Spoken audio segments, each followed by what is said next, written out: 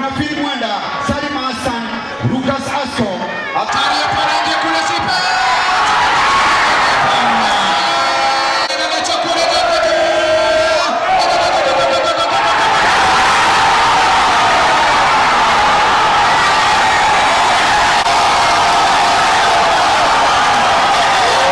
The only mission yetu this season 2013 tunaenda kuhakikisha kwamba this season nitoa dhaka NSL. Vijana wamecheza vizuri, isipokuwa tu kwamba last minute wameslake, then hiyo bao ikafungwa.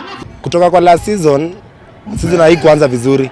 Tulianza game away, tukadraw na ilikuwa Zite kule kwao. Tukakuja hapa home tukapigwa na Vepa. But this season at least tumejipanga poa, tukianza season tumeanza na win na tunaopita kwa poa. Mission ni kwenda NSL.